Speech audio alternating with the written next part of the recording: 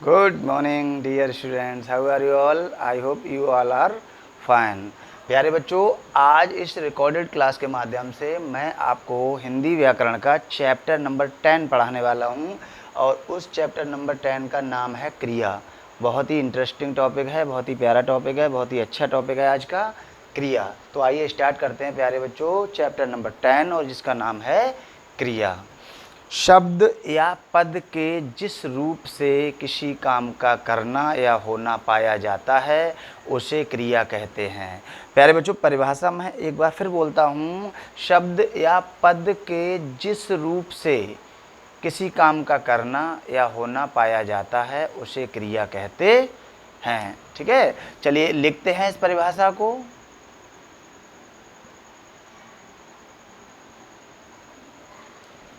शब्द के जिस रूप से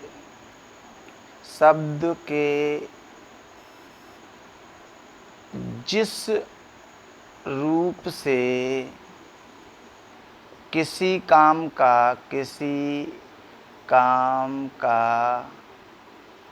करना या होना पाया जाता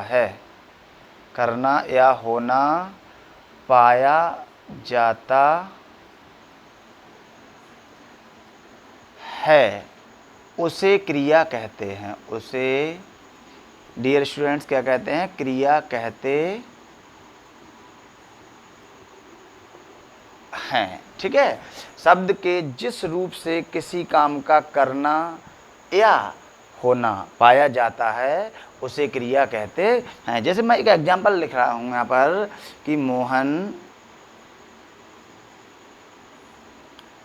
पढ़ता है, तो मोहन यहाँ पर क्या है? करता है। काम कौन कर रहा है? मोहन। और इस वाक्य में हमें कौन से शब्द से पता चल रहा है कि मोहन कुछ काम कर रहा है?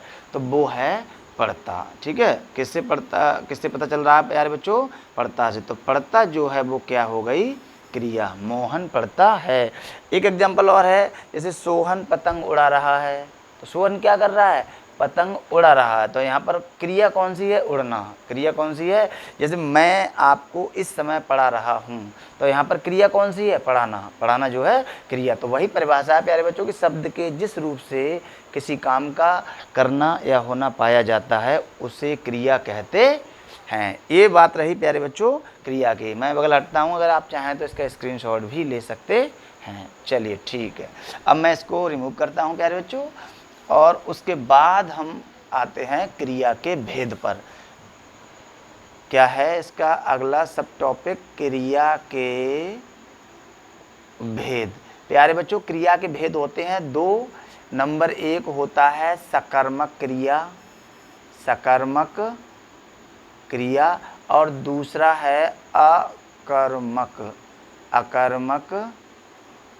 क्रिया। यहाँ पर आपको थोड़ा सा ध्यान देने की ज़रूरत है। सा मीन्स सहित, ये पॉजिटिविटी को शो कर रहा है कि सकर्मक, यानी जिस क्रिया के साथ कर्म जुड़ा हुआ होगा वो सकर्मक क्रिया है। सा मानी सहित और आमानी नहीं। ठीक है, तो जिस क्रिया के साथ कर्म जुड़ा हुआ होगा वो सकर्मक, और जिस क्रिया के साथ कर्म जुड़ा हुआ नहीं होगा या जिस वाक्य में कर्म नहीं होगा और वहाँ पर क्रिया है तो वो क्रिया कैसी होगी? अकर्मक। ठीक है, एक एक एग्जाम्पल रखते हैं। One has been done for you. अभी आपको समझ आ जाएगा कि सकर्मक क्रिया क्या है और अकर्मक क्रिया क्या है। मोहन पत्र लिखता है। मोहन पत्र लिखता है। ये यहाँ पर लिखना जो है क्रिया है। लिखता ये क्या है? क्रिया। अब हम क्रिया से क्या लगाकर प्रश्न करेंगे और पूछेंगे कि मोहन क्या लिखता है।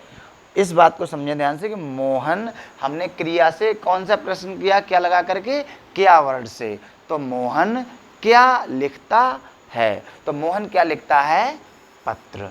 अगर हमें क्रिया से प्रश्न करने पर हमें आंसर मिलता है तो वो सकर्मक क्रिया है, और क्रिया से क्या लगाकर प्रश्न करने से अगर हमें आंसर नहीं मिल पाता है तो वो अकर्मक क्रिया है। तो मोहन पत्र लिखता है, तो मोहन क्या लिखता है? पत्र। इसका मतलब हमारी ये क्रिया कैसी है प्यारे बच्चों? सकर्मक क्रिया है। अकर्मक क्रिया का एग्जाम्पल देखते हैं। एक बच्चा रोता है, बच्चा रोता है। यहाँ पर डियर स्टूडेंट्स ये रोता यानी रोना यानी क्रिया, ठीक है। ये रोना हटाओ, या फिर इसमें कंफ्यूज हो सकते हो। रोता ये क्रिया शब्द है, ये क्या है? क्रिया। अब क्रिया से हम क्या लगाकर प्रश्न करेंगे? क्या शब्द। अब बताइए बच्चा क्या रोता है? बच्चा तो रो रहा है ना, लेकिन बच्चा क्या रो रहा है? जैसे यहाँ पर है कि मोहन पत्र लिखता है, तो मोहन क्या लिखता है? पत्र। ठीक है। अब हम यहाँ पर बात करेंगे क्या क्रिया से क्या लगाकर प्रश्न करेंगे कि बच्चा क्या रोता है।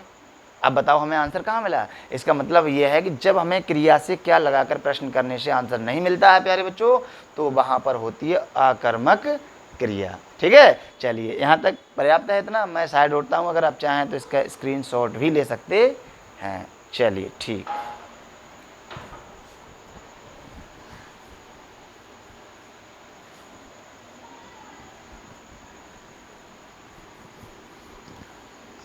अब सकर्मक और अकर्मक, एक थोड़ा सा मैं 1-2 मिनट और लूँगा आपके। अब इस सकर्मक क्रिया के भी 2 रूप होते हैं। इस सकर्मक क्रिया के भी कितने रूप हैं?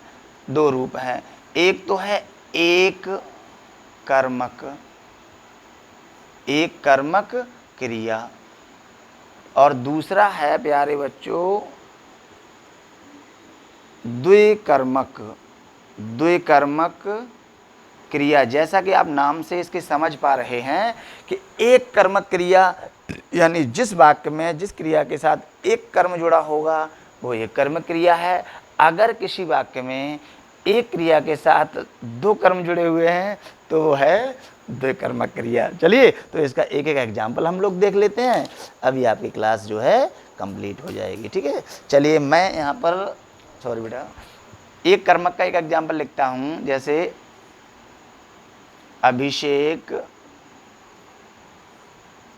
पत्र लिखता है। ठीक है, लिखना जो है वो क्रिया है, तो मोहन क्या लिखता है? अब क्रिया से हम कौन सा शब्द लगाकर प्रश्न करेंगे? क्या। तो अभिषेक क्या लिखता है? पत्र। हमें आंसर मिल रहा है केवल यहाँ पर एक। तो ये है प्यारे बच्चों एक कर्मक क्रिया। इस बात को विशेष ध्यान से समझिएगा कि एक कर्मक क्रिया यानी अभिषेक पत्र लिखता है, तो अभिषेक ने पत्र एक ही तो लिखा है। अभिषेक क्या लिखता है? पत्र। तो आंसर केवल एक ही तो आ रहा है। इसका मतलब इस क्रिया इस वाक्य में पूरे में एक कर्म है। अब है बात द्विकर्मक की। इसका मैं एग्जाम्पल रखता हूँ द्विकर्मक का आपके सामने। एक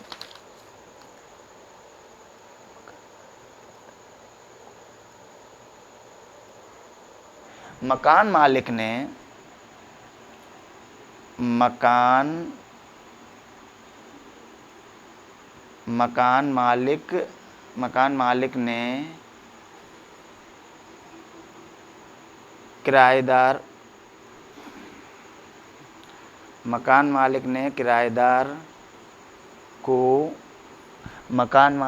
किराएदार को मकान दिखाया।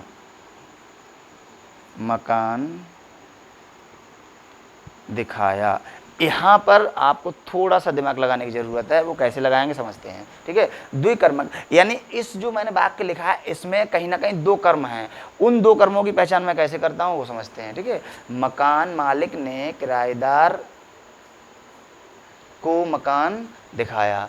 मकान मालिक ने मकान किसे दिखाया? किराएदार को। अब आप इसको ध्यान समझें कि मकान मालिक ने मकान किसको दिखाया? किराएदार को। एक आंसर मिला, एक पहला कर्म। दूसरा है यहाँ पर कि मकान मालिक ने किराएदार को क्या दिखाया? मकान मालिक ने किराएदार को क्या दिखाया? मकान। तो ये पहला कर्म है और ये दूसरा कर्म है। फिर एक बार और समझते हैं इस चीज़ के लिए। ठीक है, कि मकान मालिक ने किराएदार को मकान दिखाया। तो मकान मालिक ने किराएदार को क्या दिखाया? मकान पहला। और या फिर इस तरीके से कहिए मकान मालिक ने मकान किसको दिखाया? किराएदार को।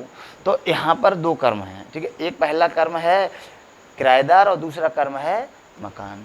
यहाँ तक क्लियर हो गया। चलिए, तो आज का टॉपिक आई थिंक मुझे लग रहा है ये क्लियर हो गया होगा। और मेरी बहुत बहुत शुभकामनाएं। पढ़िए, मुस्कुराते रहिए, खुश रहिए। जय हिंद, जय भारत।